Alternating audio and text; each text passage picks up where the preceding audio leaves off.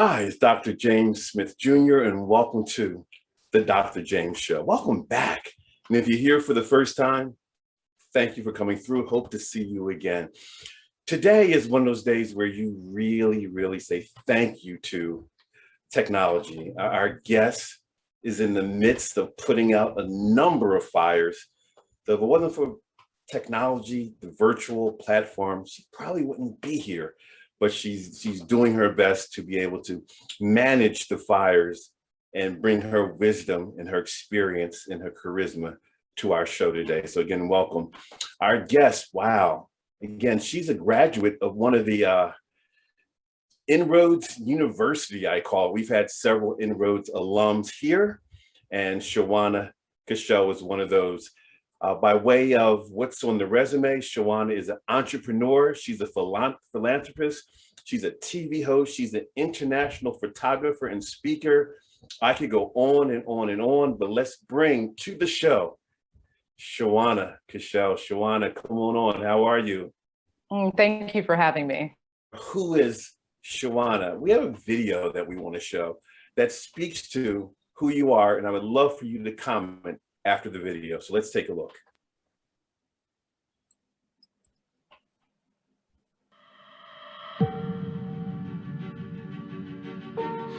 So on the count of three, I want to see your emoji. What is it that you do? So this is all happening. Thank you. So this is all happening. So I can't die today, right? I can't die. But then I'm thinking, no, I'm about to die. This is it. I remember my heart was beating. Actually, it was more like this. And that scripture was, so I tell you, ask and it will be given to you, seek and you will find, knock and the door will be opened to you. That's what we let I will not hesitate to ask for what I want. Literally need to break through fear, step out. All right, guys, we are equipped with everything we need to succeed. All right, y'all got it? So look at yourself, tilt your body slightly. Tell yourself that. You are more than enough. You are. Give yourself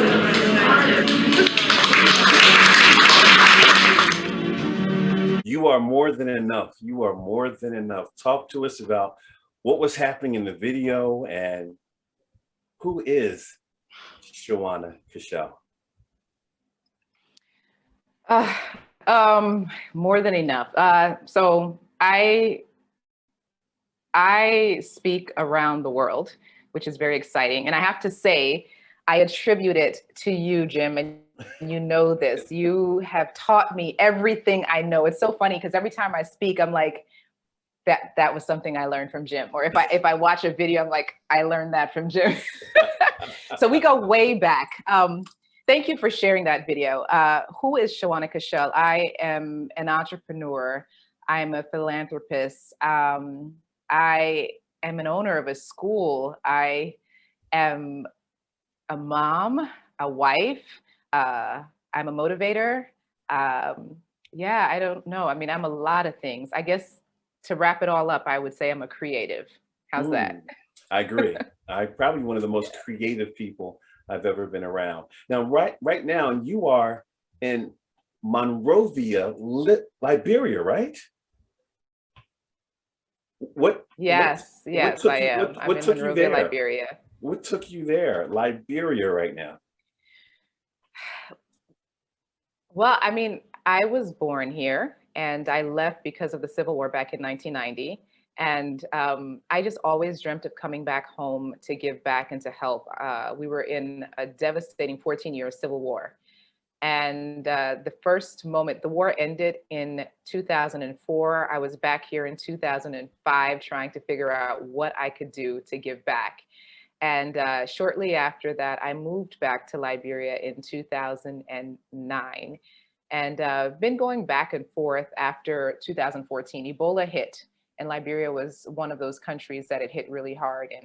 And so my family and I relocated to the States, and I've been working back and forth ever since then. And then this year after COVID, I just made a decision to stay.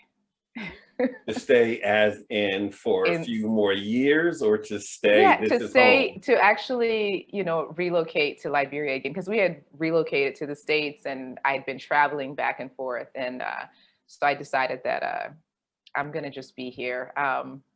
COVID is not as bad here. And I know it's getting a lot better stateside, but I think I make such more of an impact over here. So I think I'm going to stay. Why do you think your impact is greater there? Because when you've been here, I have felt your impact. So why do you think it's Thank greater you. there? Thank you. I just feel that, Liberians have not had the opportunities that many of us returnees have. And so I feel like I'm morally obligated to give back, to teach, to give, to empower on a daily basis.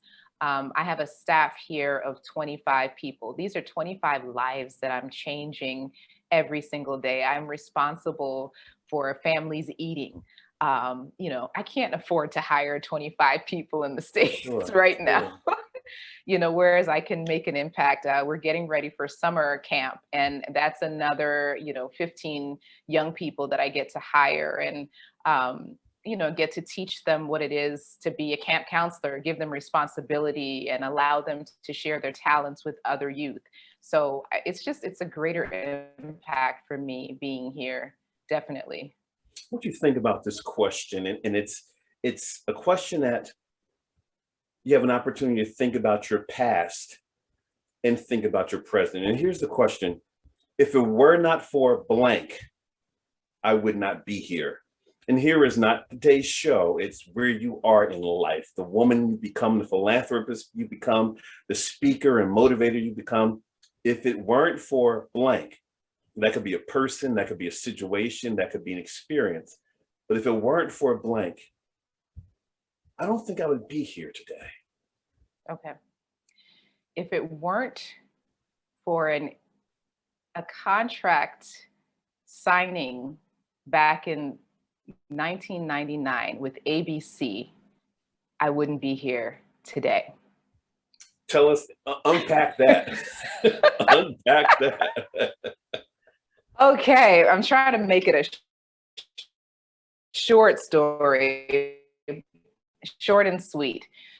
Well, school for broadcasting, and I just overdid it really. Where kids were having, one internship, I was doing one a semester. I wanted to be on TV and I wanted it bad. I wanted to be a news anchor, and my reel was amazing. And I got a job offer right out of college working for ABC.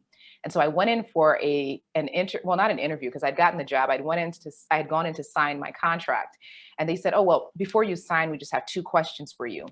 And I was like, okay, very excited. Like, okay, what are these questions? The first question was, your name is Shoana. It's a very beautiful name, but on the air, do you mind just maybe using the name Shannon? And I said, excuse me? And they said, Shannon. And I asked why, and they said, well, Shoana is a little bit too ethnic for TV.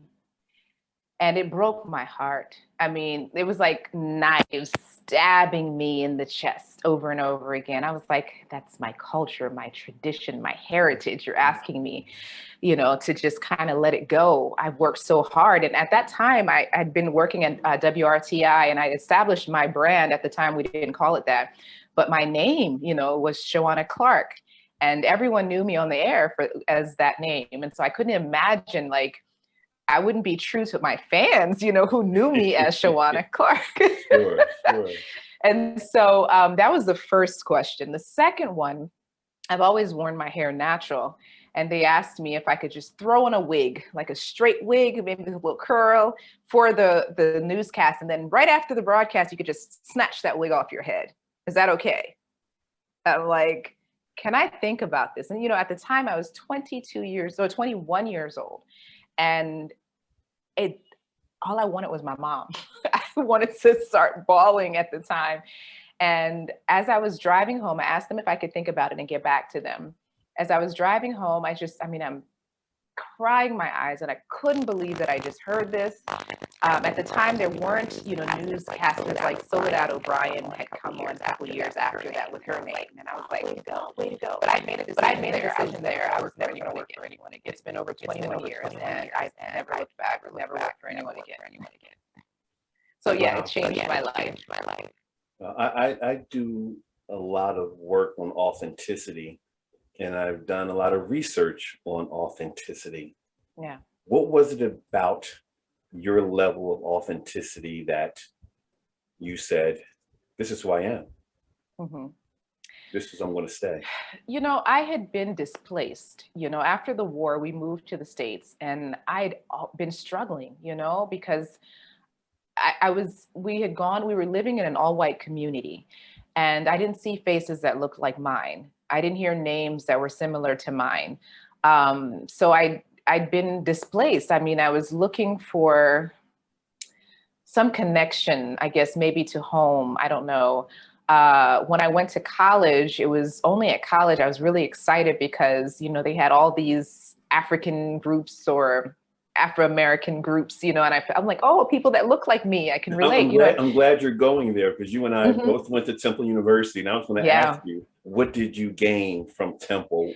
What Oh, role? I gained a lot of confidence. I was like, there are people that look like me. They're very smart. They're outspoken. They're articulate. Oh my gosh, like this exists, because I was always kind of lost in elementary and high school, and no fault to my parents or anything. It's just the neighborhood we grew up in, and then also I just missed home a lot. I Mm. really missed home. So I just felt like I wasn't living my truth because I didn't know who I was. I couldn't relate to certain things, and I felt lost. And so when I got to college, it was like, I felt like I was a part of something. And so I was feeling very confident, going to that interview. I remember wearing my Calvin Klein power suit to this interview, and they broke me into pieces after that interview. Memories, right? Memories may be beautiful and yet misty waters. That's a song for another day. There is a there is a question in the chat room. Let me go there right now. It says, how would you communicate to people going after their dreams and overall purpose with aggressiveness like you have? What drives you? So there's several questions in there. Yeah, yeah. How would you communicate to people going after their dreams and their overall purpose with aggressiveness like you have? And what drives you? So multiple questions in there. So like, how would I communicate with people? I mean, I think Or how in do order you? to, Because you do. yeah, okay. So you have to have a why. You have to have a purpose, in order to try to achieve those dreams and goals. I mean, my purpose was to prove these people that, stop looking at me or my skin color or my hair and allow me to do the work that I actually applied for. And I felt like if they had just hired me, I would have made them a lot of money. And so my drive is like to prove to these people, even though, I don't know where these folks are today, that I could do it without them and that I could do it with being my true self, with, having the name Shoana, having my hair natural. I could succeed. And I did. Now, Shoana, did that happen overnight or was that nature or nurture? I mean, where did this drive come from? And I'm telling you, it came from that experience. Wow. Okay. It came from that experience, and I have not stopped since. I've kept going and going. It's just, I want, and actually what I do is, now, I help people grow their businesses. I help them grow their brands. And I'm a huge encourager of entrepreneurship because I want people to not ever have to go through what I went through. If you were to give one or two key learning points that you remember from what you went through, Mm-hmm. what would you say they are? One or two key learning points. You said you don't want them to go through what you've gone through. Yeah. So Well, I mean, that particular experience really, when I say it broke me, it broke me. It broke me really bad. It took me it was a year, for me to start my business, but something inside me just you know me from the past. Like I never stopped. I almost went crazy, like just going and going and going, trying to achieve. I tried to do everything I could possibly do. So I think one thing I would tell people is, I mean, especially if you're creative, you have all these ideas and so many different things that you want to do. And I'll say, try to focus, stay focused on maybe one or two things at a time, as opposed to trying to do everything, because you want to master your craft. And I think that's how you will succeed. Don't be like me, because I mean, it was like 10,000 things. I was like anything to survive, right? But I think if I knew what I know now, I would have not expelled so much energy. But I'm glad that I did. I don't regret any of it. It's all a learning experience. Well, essentially what you're saying is you are an addict, and we have a video that reinforces that notion that you are an addict. Let's take a look at the video. I am an addict. Yes. So the first part of healing, right, is admitting the fact that you're an addict. And I admit that. Unfortunately, it's something that is genetic. It's been passed down by generation. My mother is an addict, and my grandmother was an addict. We are all truly addicted to work. We're addicted to growing. We're addicted to changing and learning. We are risk takers. And like I said, this is truly genetic. It's in our genes. And as my 4-year-old will say, it's in our pants, mommy. And then I would proceed to correct her. No, Selah, it's in our genes. It's in our genes. It's in our genes. What? Drop the mic, little girl, baby girl. It's in our genes. So that's where it evolves from, huh? Yeah, definitely. You don't turn it off, do you? I don't, and I try. I really try. It's gotten me in trouble. I was divorced, and I think one of the reasons it was because I didn't have the time to spend with my husband. I mean, he had some issues, but that I think was one of two, right? I can say that was probably something on my end that I can say, yeah, I could have done better with that, which I have since I've been remarried. There's a huge difference. I'm able to stop at a certain point and really focus on family.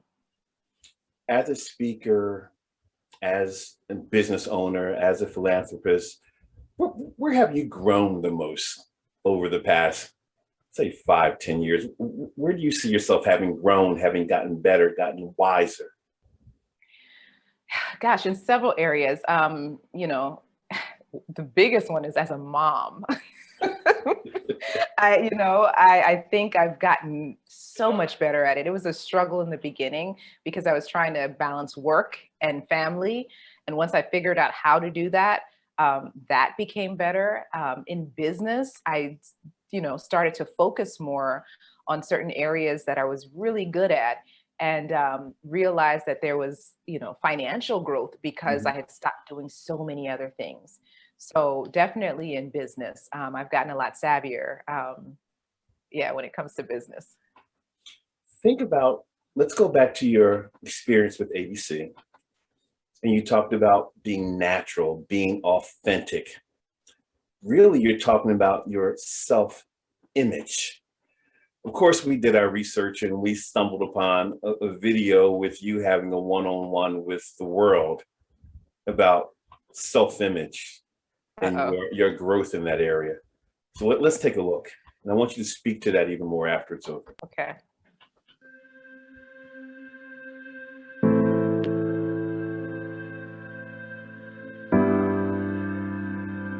I remember being picked on because of my large forehead. I was told that my lips were too big and my cheekbones were too high. I hated my profile. I even wanted my skin to be lighter. Growing up, the media's portrayal of beauty resembled light-complected women with small lips and noses. I'm not sure exactly when my insecurities became a thing of the past, but I know without a doubt that my strong facial features are absolutely perfect. It suits me and who I've become. It was only when I began to love myself completely was I able to accept all of me as perfectly made. I love all of me. Be natural, be you. Your reactions to the work that you've done, as well as have you had those conversations with your children? And if you have, how have they gone? Oh yeah, definitely. I have teenagers, and this is the time where self-image is a huge issue. And I feel like COVID also assisted in that, having the kids at home for almost a year. One of my daughters does not want to go out into the world. She says when she goes out to the mall, she feels like all the girls are looking at her and they're judging her. And I'm like, no one's looking at you. And she's like, but that's how I feel. I don't know why. I don't know what's happening. And so, and she's complaining about different parts of her body, like, I was. And, for my girls, no one's really ever teased them about certain things, their facial features. For me, it was real. I mean, for years, it was just like, your forehead. Now I embrace it. I wear wraps. Look at that. I mean, it's all here. And I'm okay with it because you get to a point where you have to love yourself. And I think once I started to love every aspect of my face, my body, all of those things, I've been able to be very confident and approach things differently. And I think actually my life started to grow. I met my husband, my business started to grow. I was able to step out and speak more. Actually, that's when I really started speaking a lot, when I was confident enough to get up on stage in front of people and just, say what I had to say. It changed my life once I started to learn to love me. What contributed to that? You just don't snap your fingers, turn the switch on. Today I love tired. me. Today I love me. I think I just got tired, and I saw how a lot of young people looked up to me, and a lot of young people with image issues, and I'm like, only if they knew how I really feel about my own image. And so I wanted to be authentic, and so I was like, I got to fix this problem. I've got to seriously work on loving me. And I did some soul searching, and I had to figure out, like, what was it that I didn't like? What was it that was an issue? And I think it goes back to, like I said, being teased when I was younger. And then I started to look at, people actually are doing lip fillers to have full textured lips, and I have this, these beautiful lips. Naturally. And people want them. Yeah, and it's natural. And so those types of things, I think we got to a point where light skin wasn't very much like, it's not a thing. It's like, it's a thing to be dark and beautiful now as well, And so I'm like, okay, I'm right in between. So, cause I do remember wanting to be light skinned because that was beauty back in the day. That was, every music video, at the time was light skinned girls and not dark skinned women. And so, or brown skinned girls. And so I think, media had a lot to do with how I felt, and still today, probably how our youth feel about their image based on what they see on TV or on the internet. You spent the last 20 years plus working with women, working to help create more gender equity. Can you talk to us about that? Some of the challenges you face, some of the challenges some of the women have brought to you. If there's a story you remember that comes to mind very quickly, but it's been 20 plus years. You've been working specifically with women. That's one of your lanes. Yeah. And this picture, if you take a look, a woman with vision has no limits. Yes. So I made up that quote probably about 15 years ago. But I remember a story actually that happened within the last 3 years. A sister friend of mine contacted me and told me that her husband had a growing business and she wanted me to help with the marketing. And so I had a meeting with him, and he came over to my studio here in Liberia. And he's like, oh, this is your place? Yeah. I was like, yeah, it's my place. He's like, oh, just you, or you and your husband? And I was like, just me. And he was like, oh, I was like, would you like a tour? He was like, yeah, sure. So I walked him around the space and he said, this is amazing. Only you? I'm like, yeah, only me. He's like, huh, I couldn't let my wife do any of this. And I'm like, excuse me? And he's like, oh, she'll get too frisky. She can't, no. So your husband allows you to have this business and have your staff and deal with your employees on your own? And I didn't know how to answer this man. I didn't know how to feel. I mean, I knew how to feel. I just didn't know how to feel about working with him, any further. And I remember thinking, I really liked his wife. And she was just like, I don't have any friends. I've been so busy at home. And I was like, I don't think I can be her friend. Her husband would hate me. Absolutely hate me. Don't you be going out with that Shoana independent woman. I couldn't do it. And it just was so sad, that like, in this day and age, that there are men who just don't want their wives to own a business or to have power, because I guess it intimidates them. I don't know.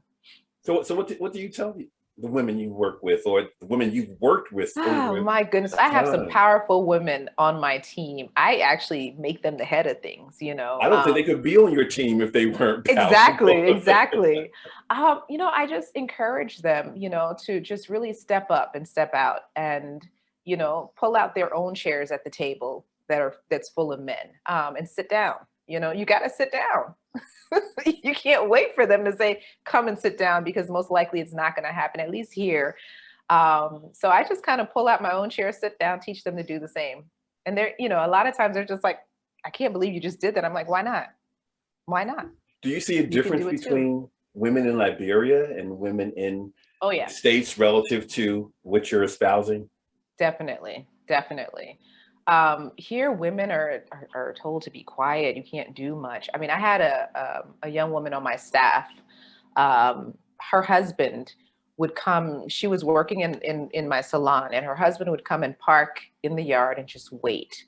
And I'm like, your husband's outside. She was like, I know. He just wants to wait for me. He thinks that, some guy's going to come here to me or something. I have no idea. And he would wait for hours in the car while she worked. And I'm like, but I don't even understand why he's even letting you work if he doesn't trust that you're actually coming to work.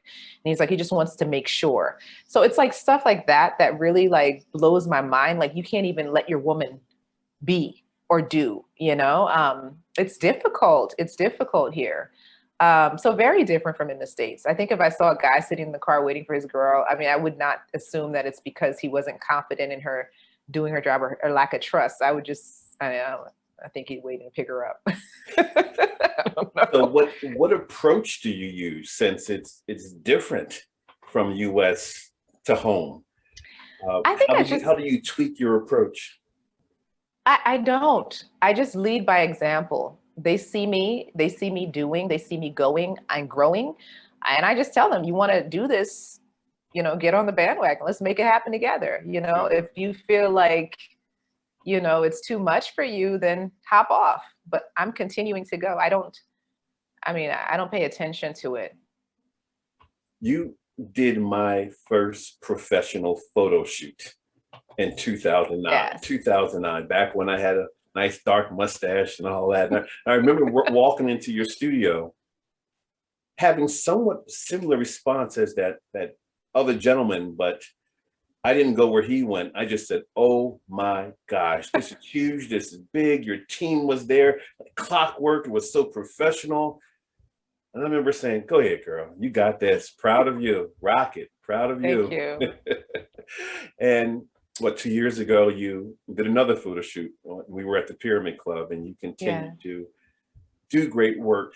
Talk to us about that, your work as a photographer, where I believe in Liberia, you were the private photographer to someone that was very, very, very important.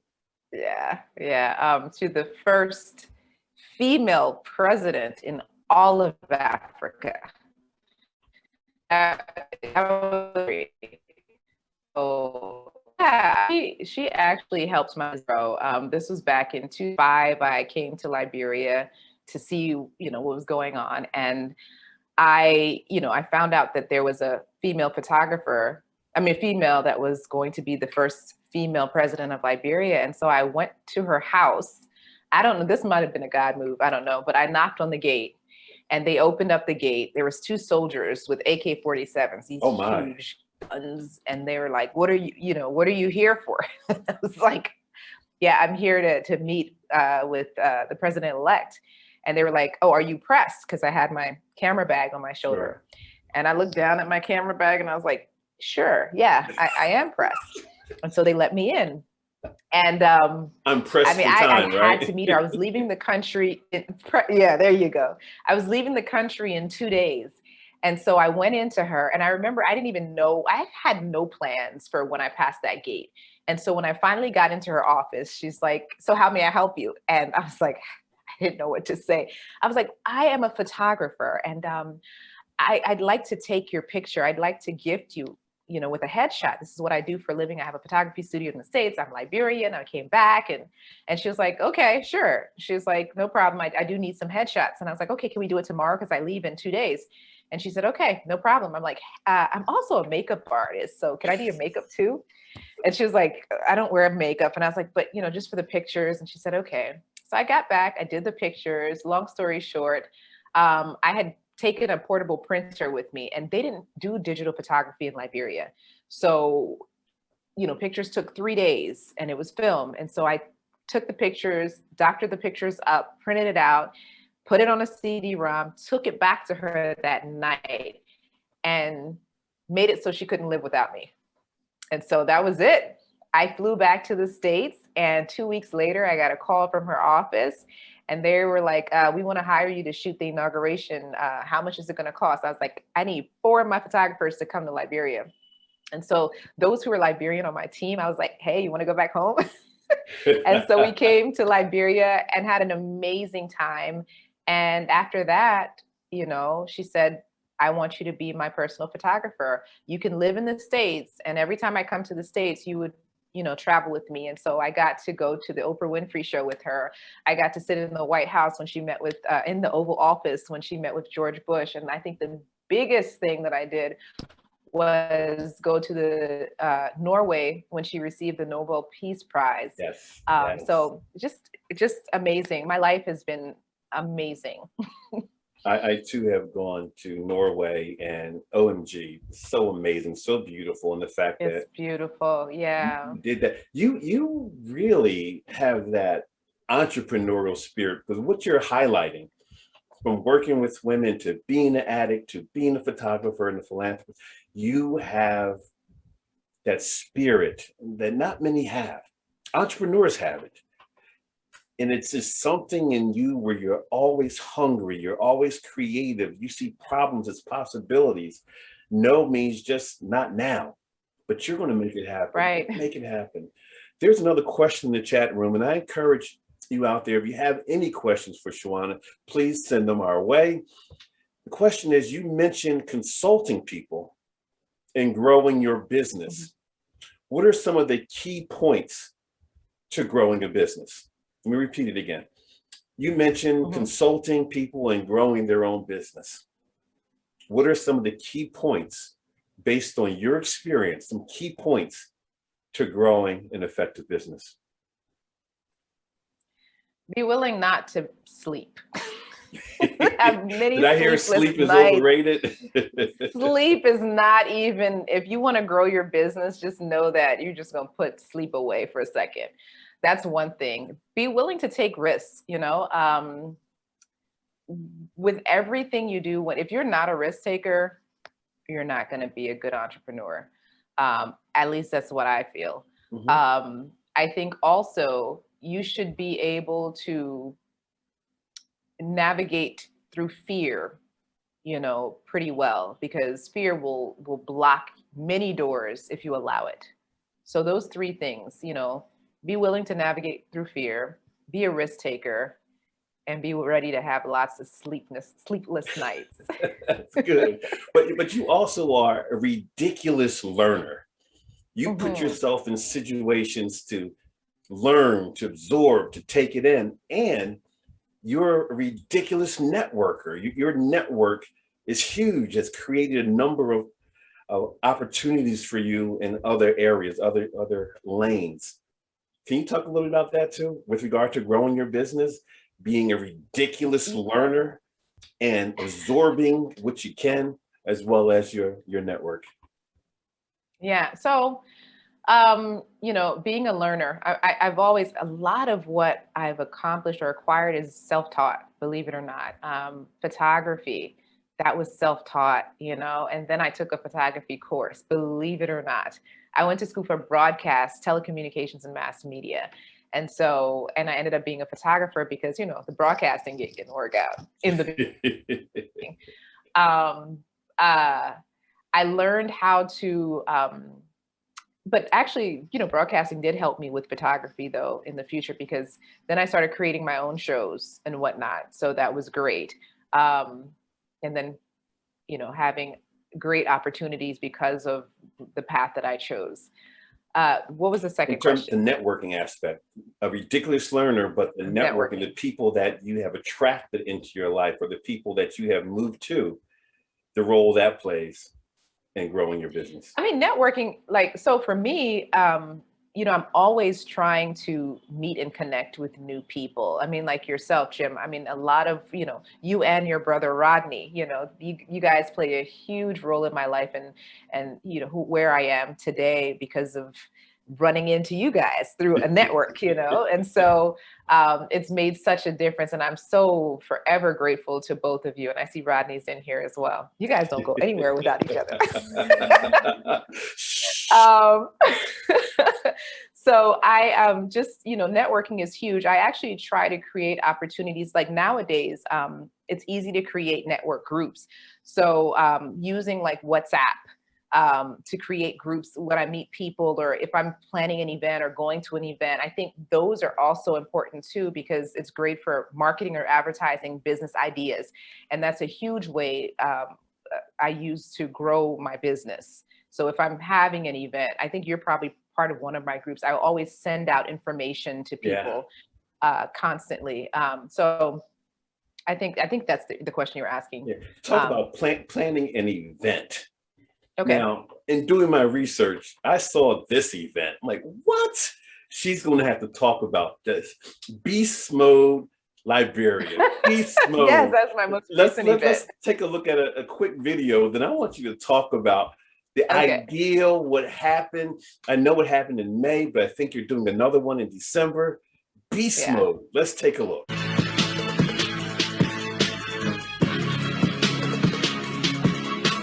The difference lies in my desire.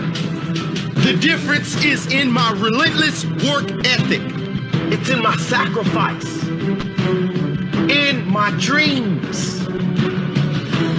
Dreams so big, they scare small minds. The greatest dreams are always called unrealistic by those with no ambition. The difference lies in the extra little details. The difference lies in the extra little details. The greatest dreams are dreams that people said are unrealistic. Beast Mode, Liberia, Shoana. Okay. How you put this together? Okay, so it's a secret. I mean, it's actually, there's some stuff behind that. So, I decided this year to move back to Liberia. But I didn't, I'm so embarrassed. I didn't share this information with my husband. So oh, snap. That leads us to our next question, but I'll hold on to that one for now. So that man you see in that video is my husband. So we were doing a promo video. So I knew he was coming to visit Liberia, and he is an athlete. He actually does about 25 obstacle course races in the States every year. And I was like, okay, I have to figure out a way where he would want to stay. Manipulation. Yes, dear. Yes, dear. We don't have OCR races here in Liberia. And so I was like, this would be a great opportunity to have him really get in. And you could see he was really involved. That was like the training video. And so he got really involved in it. And let me say this. He decided that he's going to move back next year. So it worked. It actually worked. Oh man. So the question in the chat room says, I believe you are a powerful and dynamic woman. What advice would you give men working with powerful and dynamic women? You are a Be powerful careful. and dynamic woman. I would tell Shoana. them to be careful. But seriously, No, give us some intel on how does men the working man with powerful and show up dynamic women. with Shoanas? Oh gosh, I don't know. I mean, honestly, I would tell them, like, just know, just be careful, like, because Be careful of what? Getting hurt? Getting run Careful. over? no, I mean, a lot of times, I don't know. The experience I've had with men a lot has been, in I guess corporate America, corporate Liberia. It's always been like, power. Like they've got the power, and I don't like that. Like the man who said, I can't let my wife work in this environment. And I've always been the one to try to prove myself differently. Like I can do this. Just because I am not a man doesn't mean I can't do this. And so there's another story where a guy, he owed me some money because I did some marketing work for him. Uh-oh. And I asked him, the balance was $400. This was here, it's $400. And I'm like, okay. And he slaps $200 on the table. And I'm like, oh, that's 200. And he was like, yeah, I'll send 2 bags of rice to your house. That should be enough. That should cover it. And I was like, not again, not again, not again. No. So I've had these types of experiences, 2 bags of rice. So he's talking about 200-pound bags of rice. Like, it was so insulting to me. And I knew that if I was a guy, this conversation would have never happened. Sure. And so, yeah, and for him, he's powerful because he was a business owner. He had tons of employees. He was probably a millionaire. But this was, how he felt about me. And so I told him, I'm like, nope, 200. I said, I don't need 2 bags of rice. I can afford 2 bags of rice myself. I was like, it's only $400. And I mean, it's only an extra $200. I know that you can pay this money unless you feel like, you need it more than I do, then I'm willing to give that to you to take care of your family. And so it was one of those, and I took my power back, and I walked out. I left the money. It wasn't even about the money at that point. I think he sent the money to my office and I sent it back later on. It was principle. Yeah, I was like, I'm good. I think we want another answer. Is your husband at home right now? Maybe he can come on camera right now. No, he just left. He just left and went back to the States. Shoana, we're at the point in the show where we call it our hot seat. And that is, okay. Yes, now you know me. I'm scared. What happened to that strong woman? I know, I'm sorry. Here's what happens. I give you a word and you share the first word that comes to your mind. This is a talk to think, not a think to talk.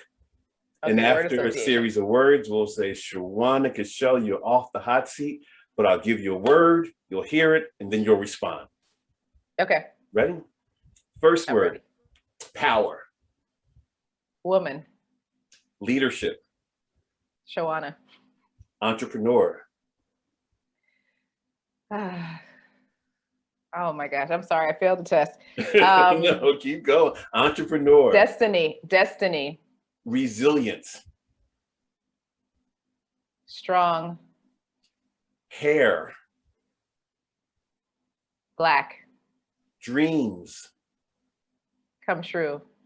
Family. Love. Authenticity. Real. Pandemic. Sad. Hope. Future. Shoana, you're off the hot seat. Thank you. I feel like I'm about to start sweating. Oh my God. I do this in my interviews. Now I know how it feels. I don't think I'm going to do this anymore. I just had a quick flashback of when you were at the boot camp and you attacked that 2-day experience. I mean, you must have taken 3 gajillion notes, but you attacked it. And then to see you just now with the like, where was that attack spirit? Now you know how it feels. It's still hot. It's still hot. Shoana, you also are an incredible marketer. And a lot of the marketing that you do and that you teach, you do it on your own. You showed me some things that I thought you had a production company, a studio, people working with you, and you said, I did it on my own. And you also teach people online how to do that.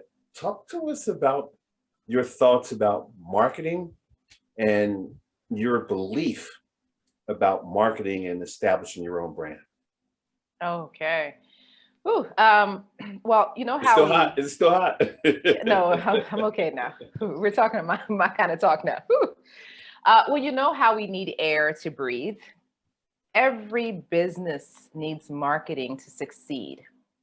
And, you know, the one thing or the first thing that people let go of when their business isn't making enough money, or if there's an issue and they're like, let's cut something out, marketing is the thing that goes. And it's that thing that you should not let go.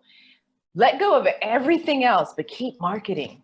And people need to understand that your business will not grow. Look at McDonald's. McDonald's is a multi-million, billion-dollar, business, but they still market because they need that. It's like air for your business. So do not, never, ever, ever, ever stop marketing your business.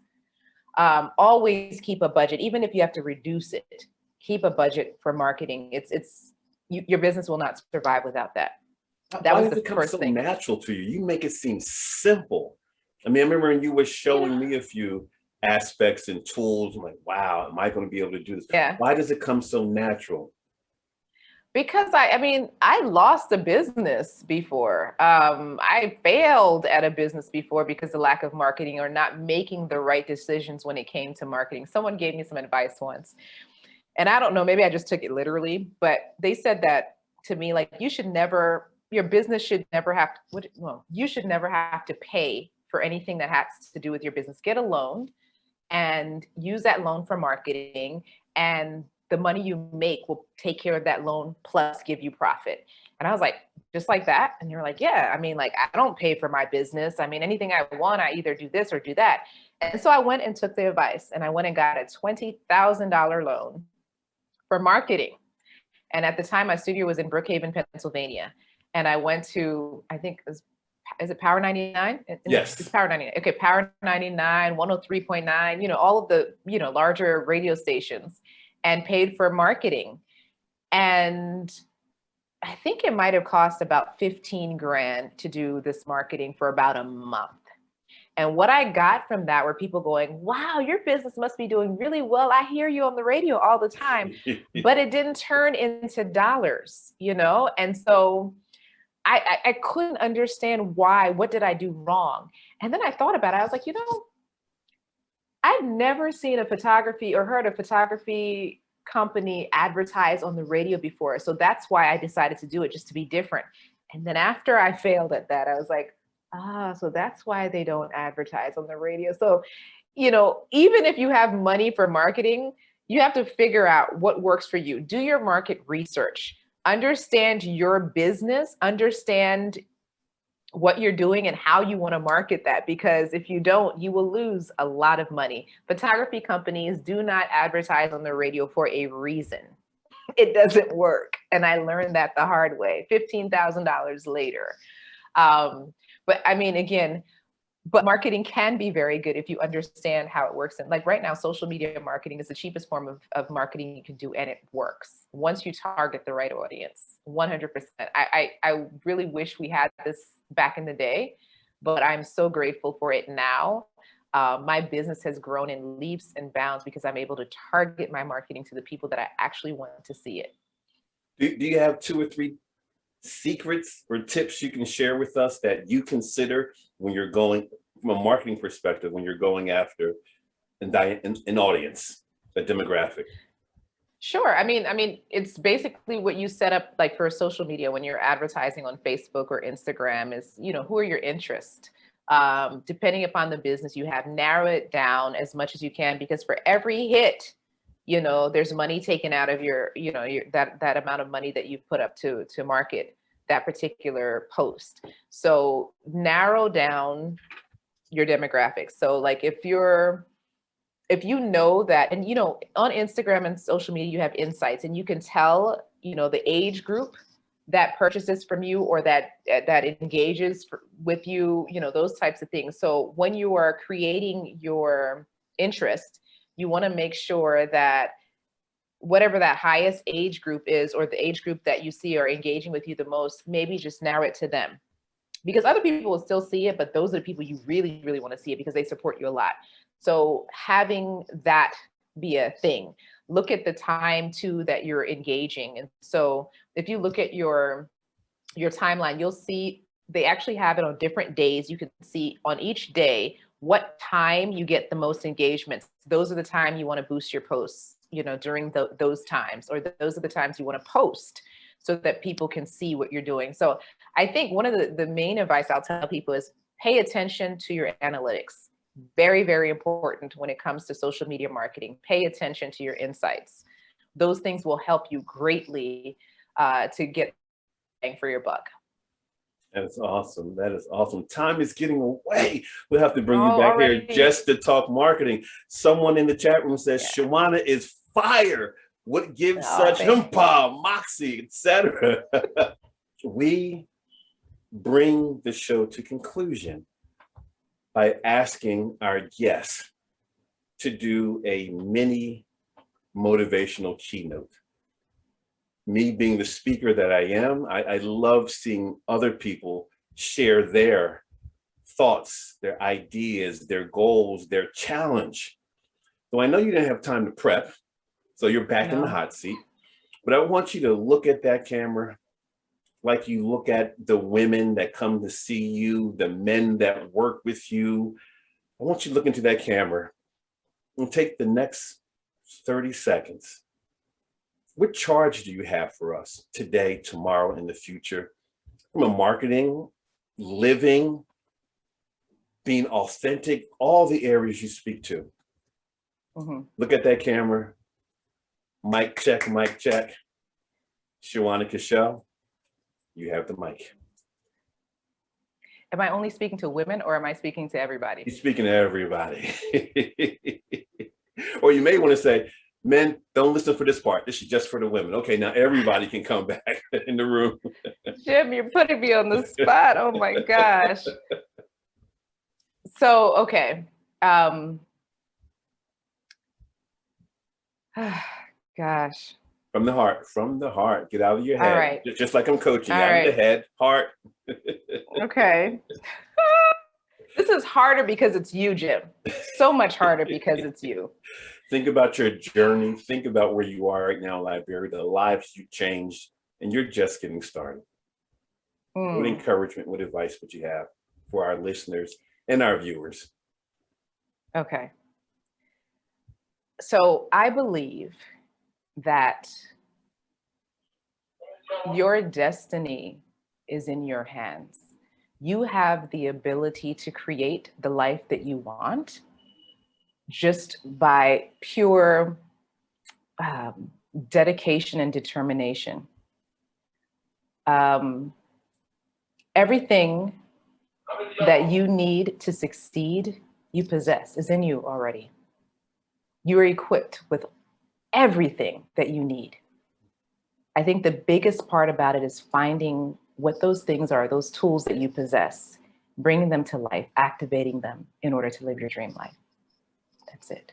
Bam, mic drop, mic drop, mic drop.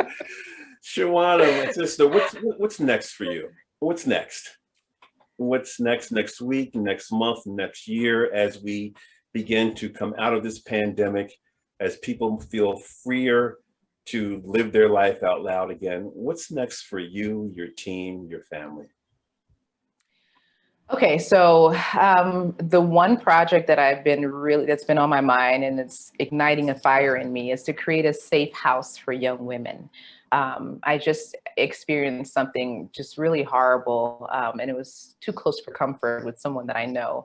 And these young girls needed a place to go, and there was no place here that offered safe houses for two girls that I know personally. They've been in my summer camp. And so it just came up, in my heart. I'm like, we need to do something about this. And so that's probably the next thing that I'm going to do. That's create huge. a safe house. Yeah. That's huge. From summer camp, philanthropy, now safe house, courses for women, photography, marketing expertise. Like you said, sleep is overrated. I am thrilled that our paths crossed years ago when you were doing your inroad tutoring, and then just watching you grow, watching you blossom, and continuing to have a front seat. I wish you well. You said you're creative, but you're creative who gets it done. And that's something for everyone else who's watching. Do we get it done? Yes, we have the ideas. Yes, we have the thoughts. And we talk about it, but do we be about it? I believe, Shoana, at one point you had said in your life that, paraphrasing, positive thoughts create positivity and negative thoughts suck. What you focus on grows. So continue to be big. Continue to live loud. Continue to tilt the room when you walk in. And you know what I'm going to say right now. You've just been gym-packed.